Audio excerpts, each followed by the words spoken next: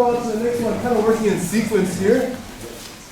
So this is, I can imagine that if you haven't done what we call 2-on-1 grip yet, this could take a little bit to get a feel for it. Just feeling here, just gaining your confidence, being here. I'm going to use this a lot in the guard as well. There's a whole system that I like to use here too, in the guard. So we're just starting at standing and understanding how this is an easy grip to make, takes him all away from his opportunities to attack. This is how I'm going to pull guard, like we practice. We practice just a quick opportunity for a triangle, whether we finish it or not. More than likely your partner is going to react to it by posturing, because that's usually their first reaction. And I take the opportunity to go into omoplata with the same grip, right? So kind of open his elbow, punch it in without changing my grips, bring both my legs to the side, and in omoplata. Bring my body fairly parallel to him, right? Let's just keep a grip on the elbow or on the sleeve for the sake of this next drill, okay? Normally here I'm going to get up as soon as possible. We're just going to hold here. Okay, first part of this move is going to be his move. He's going to put his head and hand on the floor, and he's going to jump over into side control. Notice how his elbow is still inside of my legs, right? The arm that's in the omoplata, his elbow is still right there, right? I haven't lost it. Okay, so that kind of keeps his arm deep enough where I have the opportunity to maybe keep him away, to either regain my guard if I like, or in this case we'll do a little hip escape, head inside, and we're going to re-omoplata again. Okay, so we're just going to see the opportunity to find the omoplata one more time.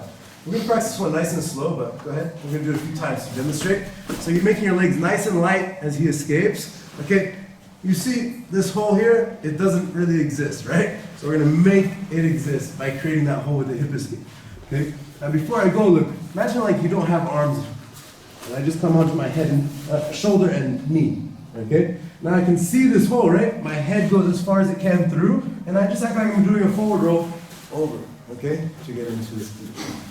Okay, so that's all it is. It's very important that you make space, okay, and make space, which is that movement there. Very important that my butt comes off the ground, okay, and then just treat it like a forward roll. I just have to get to this side of his legs, right, and then I'm good. Okay, keep going. As he gets there.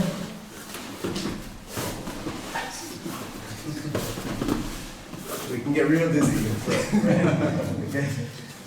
People mess this one up by trying to stay on their back and smooth, going in without bringing their back or their butt off the mat. Okay. So this is really important. This is a very common mistake.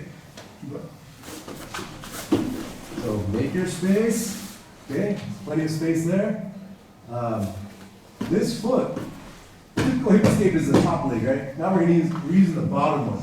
And look, my heel is in the air. That's a really important detail. So the heel in the air helps me elevate from my shoulder and my hips off the ground. Then I can see where I'm going, right? I just got to bring my head through that hole. Okay? Go ahead. Again. If this still feels difficult, you can even simplify it even more by coming all the way up and then rolling over the outside shoulder. You're down. Okay? So however you get there, right? But this is just a practice. It's kind of a, go ahead again. It's kind of a similar movement that you're going to use for inversions. Okay? And I recommend exhale as you go through to make yourself fold as much as possible. As I go through. Okay? Like I said though, again, if you need to simplify it even more, you can even come to your elbow, come up to your knee, shoot that hand through, and do that forward. Okay? And remember on Stian's situation here, to make this move as correct as possible and work the best for him, he's going to make his legs really light. So he's going to put all his weight into his hand and his head so that he can go over with a lot of control, and it's very important that he lands on his knees. Okay? A lot of people may mess this one up by as he jumps over, he kind of lands on his side, and then he ends up getting swept. You know, like this. So he doesn't want that to happen. So it's very important that as you escape, you're kind of coming up with a lot of control and landing on your knees here. Okay? You're gonna try to invert. Make some space, his hips off the ground, and there it is. Okay? And also stay laying down once you finish. Okay? Let him lay down all the way flat. Yeah. So if he sits up, I wouldn't do this escape. Okay? This is a time-sensitive move. Okay, so like I even want to get him like on his shoulders, and then I'm gonna go. Okay, but we're just gonna practice